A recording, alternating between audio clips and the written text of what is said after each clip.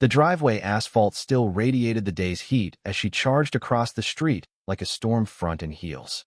Patricia Harlan, HOA president of Maple Ridge for 7 grinding years, clutched a fistful of legal-looking documents so tightly her knuckles blanched white.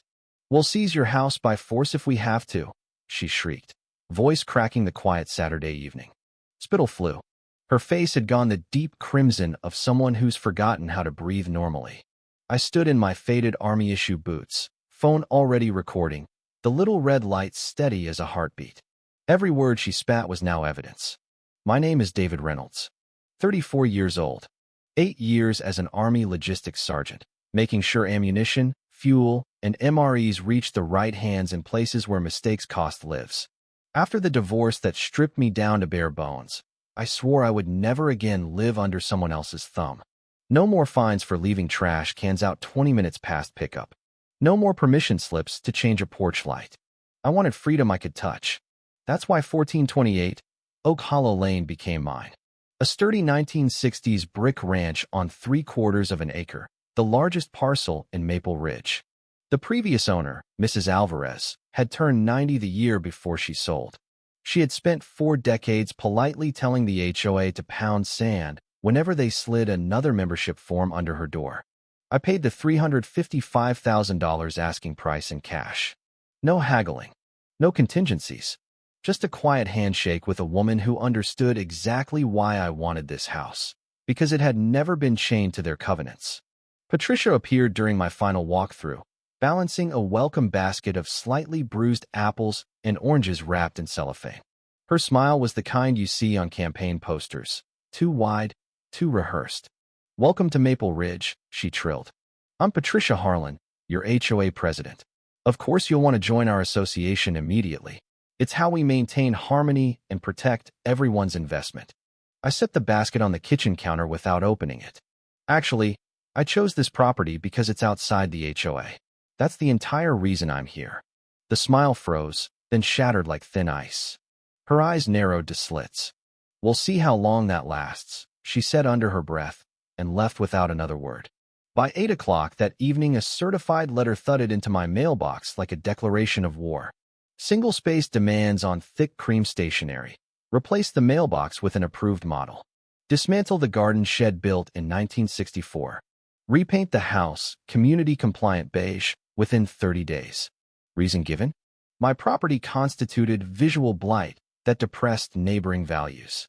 This from a woman whose front yard resembled a putting green sprayed with industrial defoliant. Maple Ridge comprised 48 homes. 47 paid Patricia $195 monthly for the right to beg permission before planting a rosebush or parking an RV overnight. Association dues had jumped 3 times in 24 months to fund vague beautification initiatives that never materialized beyond new signs at the entrance. My house was the final free island in her archipelago of control. Her 2-story colonial sat directly opposite my driveway, ideal vantage point for surveillance. I soon learned to spot the twitch of her vertical blinds at dawn. The opening skirmishes were almost comical. Code enforcement arrived after multiple anonymous complaints.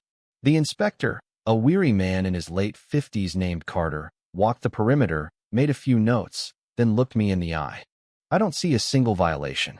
Yard's in better shape than half the block." He glanced toward Patricia's house across the street. We exchanged the universal nod of men who have dealt with the same headache before. Saturday morning, 10:15 sharp, I pushed the mower across dew-damp grass. Therapeutic. Normal. 20 minutes later, 2 patrol cars rolled up. Noise complaint. Patricia stood on her porch, arms folded, phone already to her ear as if calling in artillery. The younger officer explained patiently. "Sir, 10 a.m. on weekends falls well within city ordinance. Most noise rules don't even begin until 11 p.m. Patricia's reply was shrill enough to carry across 3 lawns. "It's about courtesy. Decent people don't disturb the peace before noon." She scheduled an emergency HOA board meeting for that same evening. Flyers appeared on every compliant door within the hour, screaming about an urgent neighborhood crisis. I decided anger was a luxury I could no longer afford. Logistics training had drilled one lesson deep. Paperwork defeats bluster every time. I pulled the county records. House built 1962. HOA covenants recorded 1987. Grandfathered status meant they possessed exactly zero jurisdiction over my title. None. I ordered 4 high-definition security cameras and mounted them myself, one on each corner of the house. The crisp click of each bracket locking into place felt like chambering around. When the next letter arrived demanding I rip out my non-conforming concrete driveway, I did the opposite of comply. I hired a crew to install premium permeable pavers, $9, $200 worth of permeable, eco-conscious stone that drained rainwater beautifully and increased curb appeal dramatically. The old shed? Repainted barn red, fitted with windows and workbench, transformed into a workshop any craftsman would envy. Neighbors began drifting past on evening walks, murmuring approval.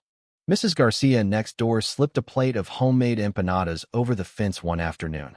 "It looks beautiful," she whispered. "But Patricia will hate it." She did. And hate made her sloppy. She tried to kill my home business permit. I consult remotely for IT infrastructure, fully zoned, fully permitted.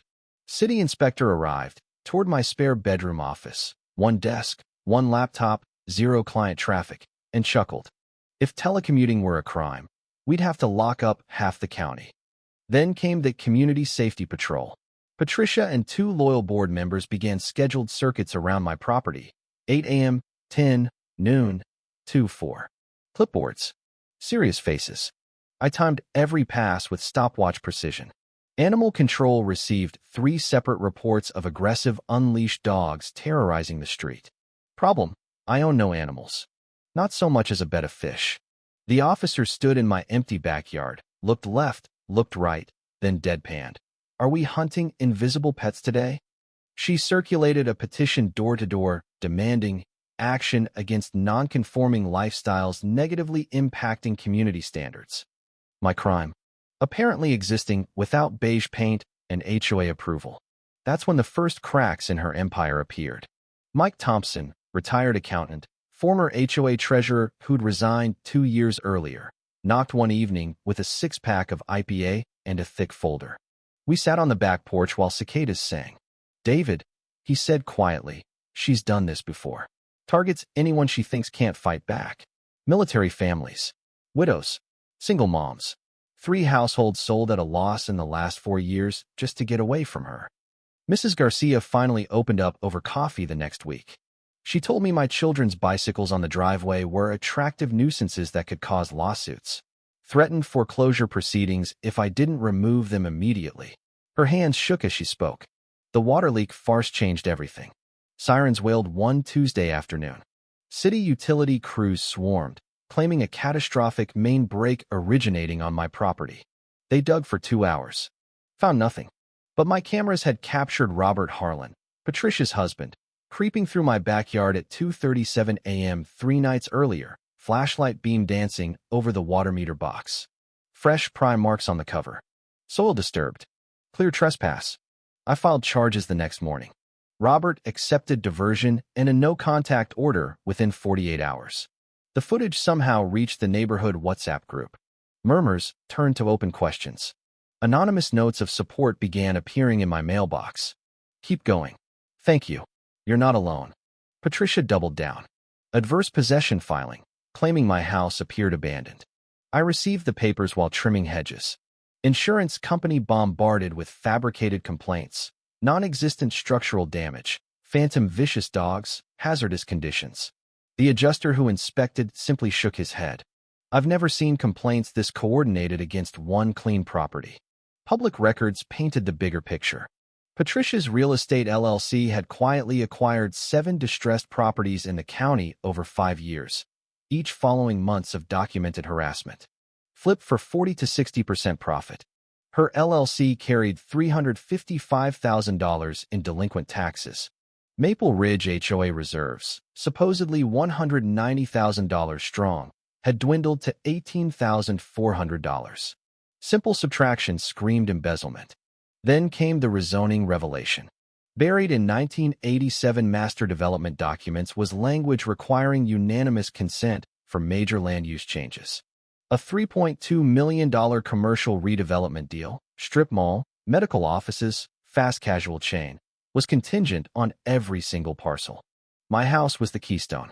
If I didn't sell, Pinnacle Development would pull funding. Patricia's LLC would collapse under its own debt. Desperation breeds mistakes. Planted baggies of drug paraphernalia appeared beside my back door at dawn, positioned perfectly for her morning power walk, discovery. Camera caught the midnight drop-off. Attempted break-in to the workshop. Bolt cutters on the padlock. Nothing stolen. Someone searching or planting.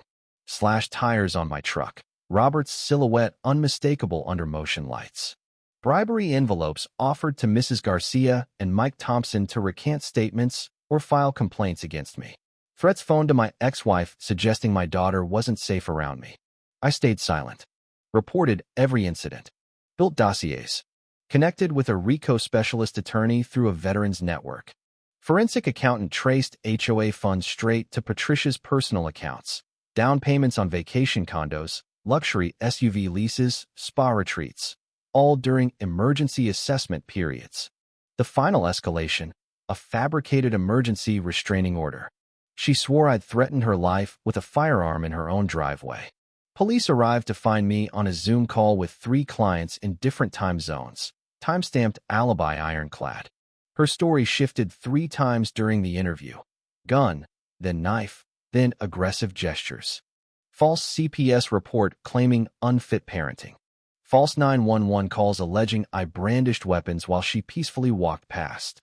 Each lie added felony counts. November 18th. City Council chambers. Fluorescent lights. I signed up for public comment under Community Safety Concerns. Patricia sat front row in her best blazer, confident this was still a minor squabble. I carried 3 bankers' boxes to the podium. The room quieted as I connected my laptop to the projection screen. Good evening. My name is David Reynolds. For 8 months, I've endured systematic harassment, evidence tampering, embezzlement, and conspiracy to commit fraud, all orchestrated by the president of the Maple Ridge HOA. I clicked. Timeline filled the screen. 8 months of incidents, each pinned with date, time, footage stills. Security video played. Patricia planting paraphernalia. Robert slashing tires. Audio of her voice on speakerphone.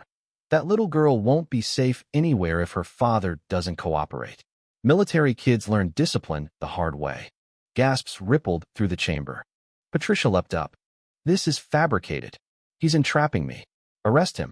Council president banged the gavel repeatedly. Police chief rose from the back row. Handcuffs ratcheted closed. She screamed about conspiracies all the way to the squad car. The gallery erupted in sustained applause. 6 months later, the sentences landed. Federal court. 4 years for RICO violations, racketeering influenced and corrupt organizations, plus restitution of $355,000 in stolen HOA funds. State court tacked on 3 consecutive years for embezzlement, harassment, and felony false reporting. Her real estate license revoked. LLC assets seized. Personal bankruptcy followed. Pinnacle Development settled quietly for $75,000 rather than face accessory charges. Maple Ridge was reborn. The HOA dissolved by member vote. A new voluntary Maple Ridge Neighbors Alliance formed. Term limits, open books, no fines without due process. Property values climbed 24% in 18 months as word spread. Mrs. Garcia's Rose Garden expanded into a showpiece that won county awards. Children rode bikes freely again. Block parties replaced whispered fear. I met Ellen at a community planning day. She teaches 3rd grade and shares my love of native perennials. We grill steaks on weekends now. My daughter Zoe, 12, tells her friends proudly, "My dad took down the mean lady who tried to steal our house." I've testified twice before state committees pushing HOA reform bills. A small foundation I helped seed has already assisted 47 families nationwide facing similar predators. Bullies depend on silence and isolation. They collapse when ordinary people document, unite, and refuse to bend. What about you? Have you ever faced real injustice, whether from an HOA, a landlord, a workplace tyrant, or something deeper, that made you question how far you'd go to protect your home and family? Do you think standing up the way I did is always right? Or are there moments when the system is so broken that more extreme action feels justified? Drop your thoughts in the comments. Agree, disagree, share your own story. I read everyone. Let's talk about where the line is between self-defense and vengeance, because these conversations matter more than ever.